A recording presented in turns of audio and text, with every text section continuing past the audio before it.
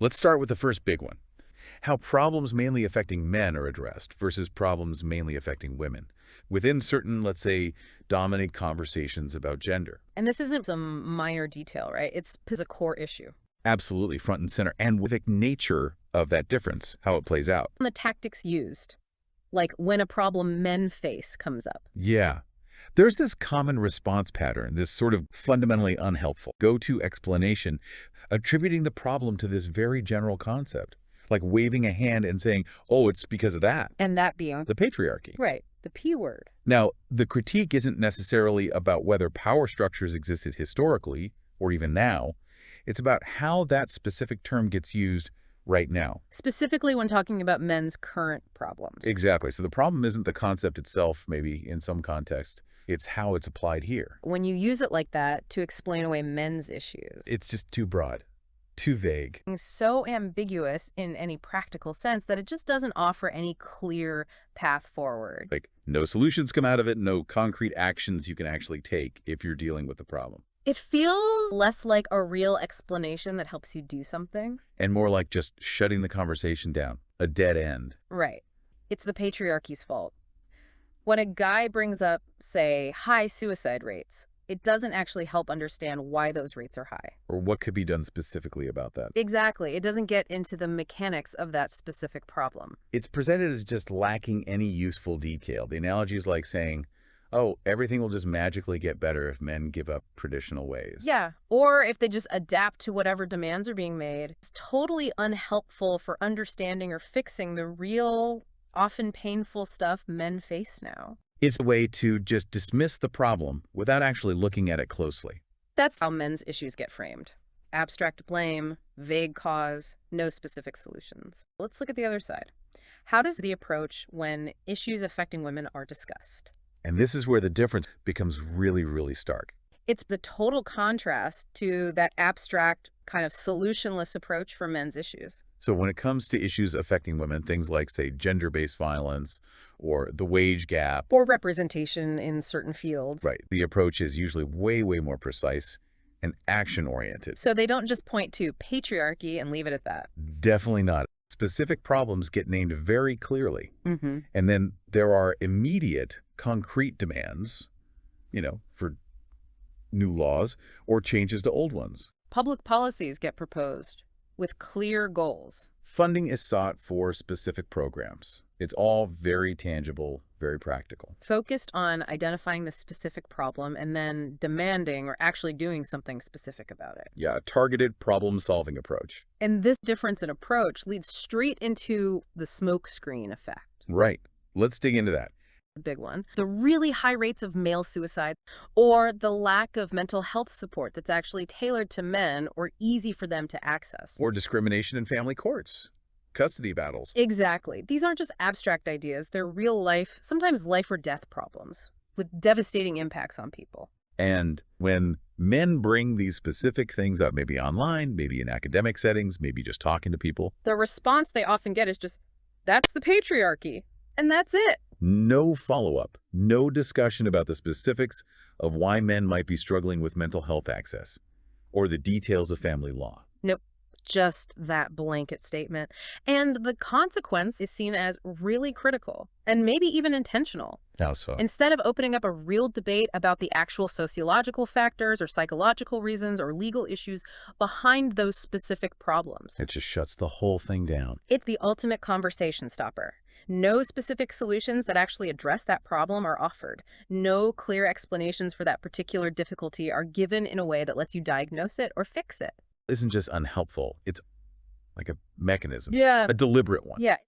but as a subtle, maybe, but powerful way to just invalidate the whole conversation about men's problems. Absolutely. It's a deliberate strategy to shut down any attempt to give men's issues serious visibility as problems in their own right. An evasive tactic, a way to dodge the discomfort, maybe, or the ideological challenge of dealing with stuff that doesn't fit neatly into the main narrative. The narrative primarily focuses on female disadvantage. Right. So basically, it's a way to just stop any serious problem-solving discussion about men's problems from even starting. It works just like a smokescreen, hides the specific issues facing men behind this vague, untouchable concept, the patriarchy, that offers no actual way forward for those particular problems. And this critique, this idea that men's problems get brushed off while women's get serious attention, it's not new. This has been said again and again for decades by lots of different thinkers, writers, even whole movements. Coming from different places, too. Yeah. Inside academia, outside. Yeah, all sorts of corners, which suggests it's a recurring observation, not just an isolated complaint. Okay, so let's name some names.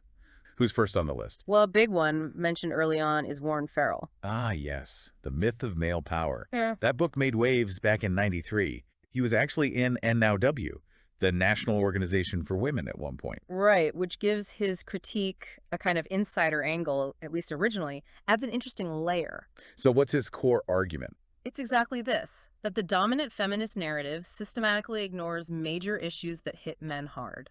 Like, what examples does he use? High male suicide rates, the pressure on men to be disposable in war or dangerous jobs, the raw deal men often get in family courts, custody rights, things like that. And he argued that institutional feminism treated these real problems as if men brought them on themselves, like a result of their own power. While at the same time, that same framework demanded immediate, specific solutions for women's problems. There's a quote attributed to him that really sums that up, doesn't it? Yeah, it's potent. When a man suffers, it's his fault. When a woman suffers, it's the man's fault. Wow. Yeah, that pretty much captures that perceived double standard he was talking about. Okay, who else? Christina Hoff Sommers is another key voice. Right, The War Against Boys from 2000. Yes. She criticizes certain types of modern feminism for focusing maybe too heavily on female victimhood narratives. To the point of ignoring other things. That's her critique, that it overlooks or ignores specific challenges boys and men face, especially in education, where boys were often falling behind. And her critique went further, like accusing feminism of dominating the conversation. Yeah, arguing that certain feminist groups basically got a monopoly on mainstream gender talk. And crucially, that they were resistant to admitting that inequality isn't just a one-way street. That it hits men and boys, too, significantly. Exactly. She calls herself a factual feminist, aligning with classical liberalism, which suggests her critique comes from wanting a different kind of feminism, maybe more focused on evidence and equal standards. Okay, then there are the academics, Paul Nathanson and Catherine Young. Their book series is mentioned, Spreading Misandry, Legalizing Misandry from the early 2000s. And their angle. They did this deep dive into culture, law, politics, analyzing how men's issues get treated. And they found that often men's issues are treated with contempt or just ignored. Or, if they are discussed, it's only framed as men being part of the oppressive system, that patriarchy explanation again. And they single out radical feminism specifically? They criticize it for minimizing male suffering. Or even worse, twisting it. Twisting it how? Nathanson and Young argue male suffering gets reinterpreted not as a real problem needing fixing, but as part of men's collective guilt. So if a man suffers, it's not just his problem, it's almost deserved. Because of patriarchy. That's the perspective they critique, that male suffering is seen as a consequence of male privilege. Their work really focuses on analyzing the language, the narratives, and culture to show how this framing works. Platforms like A Voice for Men, events like the International Conference on Men's Issues. Okay, but what's the core critique from these groups? It's very much in line with the others, maybe just said more bluntly. They see feminism, or parts of it, treating men's problems just as side effects of male privilege. Not as real problems needing attention on their own. Exactly. They argue these problems aren't seen as legitimate issues deserving empathy or solutions in their own right, separate from a feminist analysis of patriarchy.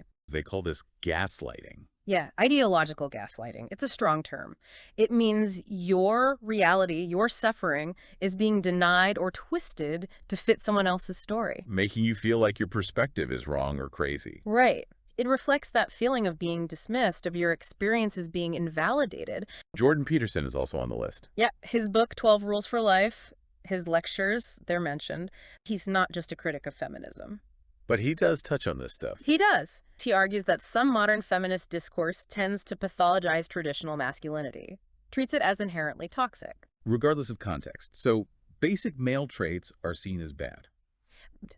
And related to that, he argues this discourse ignores or downplays how men suffer.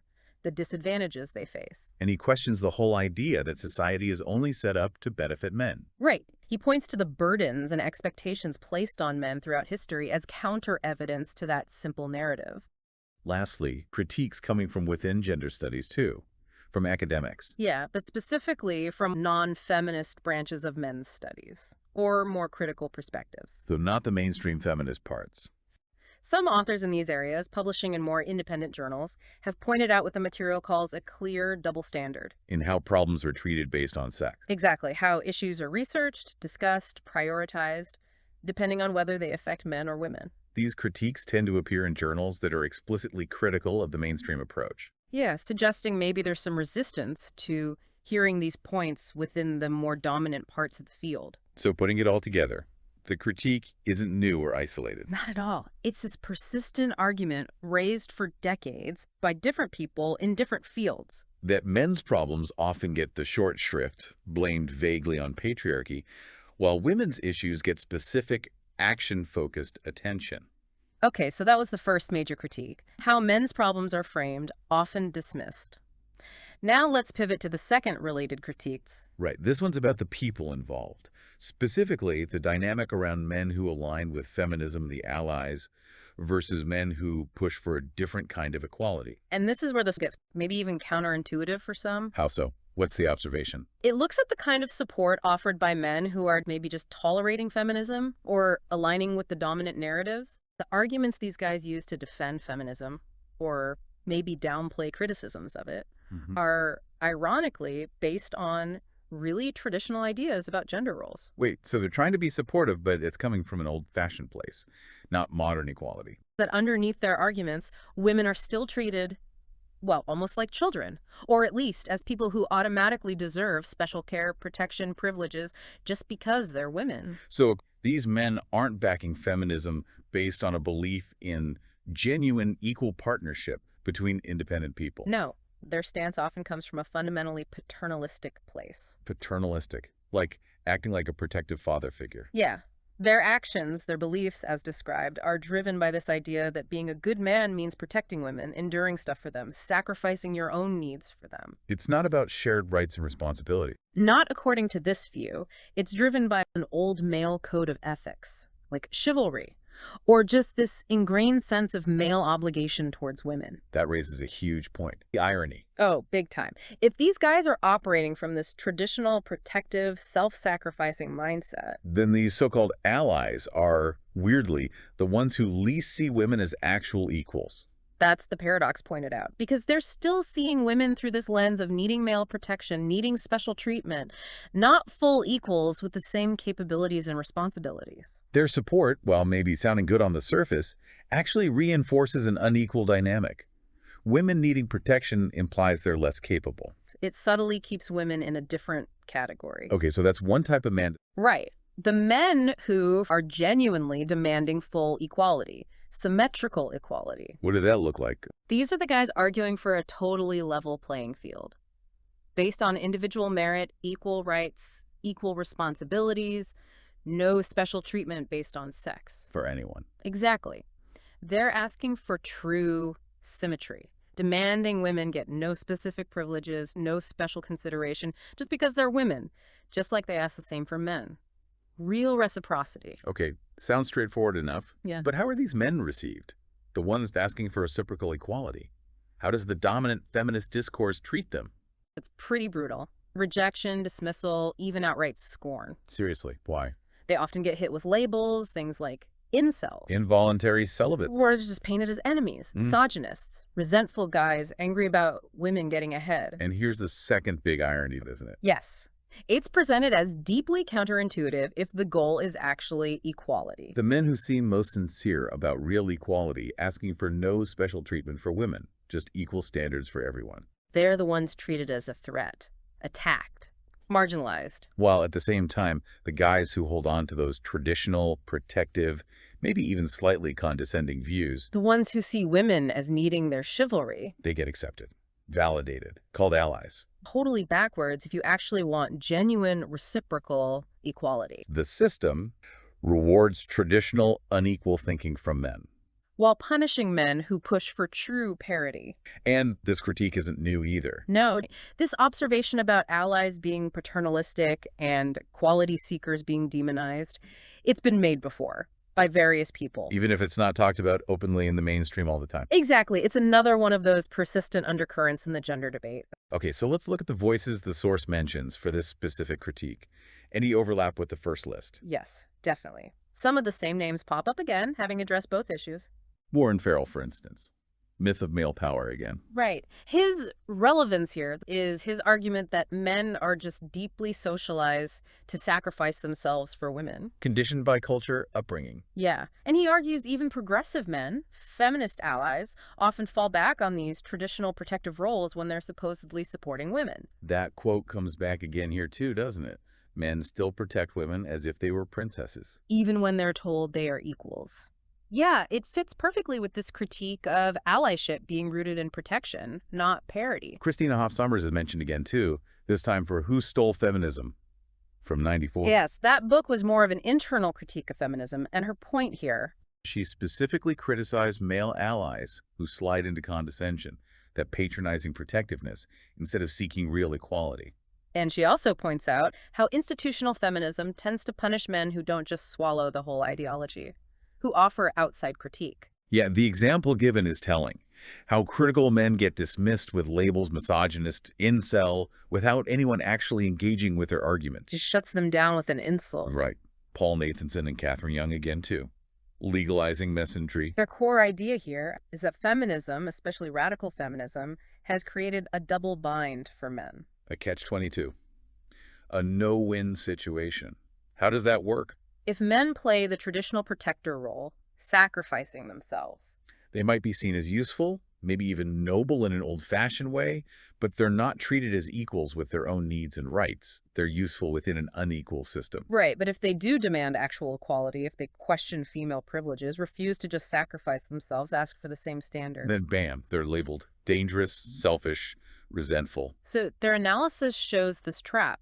The protective man is valued, in a way, but the man asking for equality is demonized. Camille Paglia is known for being a feminist, but a very critical one.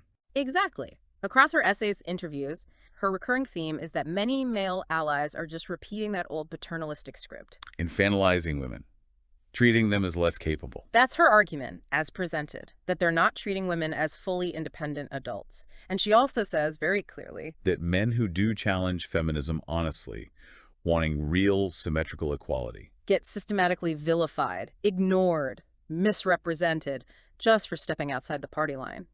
Jordan Peterson again. His talks and interviews since 2016. His point here is about the social rewards, how men who fit the traditional provider-protector role often get validated for it. Even in supposedly progressive spaces. Sometimes, yeah. While conversely, men who question the narrative, who refuse collective blame, who advocate for men's issues or reciprocal equality, get treated with contempt, hostility, social punishment. He sees this dynamic as reinforcing inequalities and resentment, not fixing things. Helen Smith and Men on Strike from 2013. Her book tries to explain why many men are just checking out, opting out of marriage, fatherhood, even activism. And part of her explanation involves this ally dynamic. Yes. The source says she argues male allies are often only accepted if they stick to the script and don't question female privileges or push for men's needs. And the men who do push back get ridiculed, ignored, attacked. Which leads many men, she argues, to just withdraw from the whole conversation. Finally, the MRAs again. A voice for men, etc. Yeah, there's lots of discussion on their platforms about this exact thing. Which is, how do they frame it? They talk about white knights, their term for men who uncritically defend feminist positions, often seen as doing it paternalistically. And how these guys get celebrated, praised, platformed. While men who simply ask for reciprocity, point out male disadvantages, or criticize victim narratives, get instantly slammed as labels. Incels, sexists, haters, yeah, no matter what they actually said. That's the phenomenon they describe and critique. Okay, so let's try and connect these dots. These two big related critiques that have been around for decades. Right. First, the way men's specific problems get handled differently. Often dismissed with that vague patriarchy label, no real solutions offered. Compared to the much more precise, action-oriented approach typically taken for women-specific problems. And second, this dynamic with male allies, where the ones acting from a traditional protective stance get accepted. While the men pushing for genuine reciprocal equality get marginalized, attacked, labeled as enemies. And these points have been made again and again by lots of different people from the 90s right up till now. Even if these arguments don't always get a fair hearing in the mainstream conversation about gender. It's a significant, persistent undercurrent, highlighting what these critics see as major inconsistencies or blind spots in how we talk about gender inequality and allyship. So what does understanding all these specific critiques, these dynamics, what does it mean for you listening to this? How does it help navigate these tricky conversations? Well, it gives you a specific critical lens, doesn't it? When you hear debates about gender or read about men's issues or see guys being called allies or problematic. These critiques offer another way to look at it, an alternative interpretation. Exactly. They suggest looking past the surface language, looking at the underlying dynamics. How are problems actually being framed? Whose issues get prioritized? Who gets included or excluded? And why? It definitely complicates the picture. It challenges that idea that there's only one right way to see gender issues or understand inequality or define what a helpful ally looks like. It raises the possibility that some current approaches, even with good intentions, might be shutting down important conversations. Conversations about real problems men face, or maybe even accidentally reinforcing traditional unequal dynamics while claiming to fight them. Understanding these critiques helps you spot potential inconsistencies, double standards. It lets you ask, is this conversation really aiming for symmetrical equality for everyone? Or is it maybe reinforcing old patterns in new clothes, perhaps unintentionally? Ultimately, this deep dive is about equipping you, giving you these specific arguments, these perspectives, these names. To consider next time you encounter these complex topics. It's Yeah. about understanding the arguments these specific sources are making so you can engage more critically. Right, and maybe to leave you with a final thought to chew on, something that comes directly from these critiques. Okay. If these critiques are right, even partly right, Yeah. if the way we frame gender issues, the problems we focus on, the roles we accept for men, if all that is still tangled up with traditional, maybe unequal ideas, rather than pure symmetrical equality. Then what does that mean for actually trying to achieve understanding or build truly reciprocal relationships between men and women? Is the current dominant approach, as critiqued here, maybe setting itself up to fail in reaching its own stated goals of full equality? Is it built on a foundation that makes that goal harder, not easier, to reach?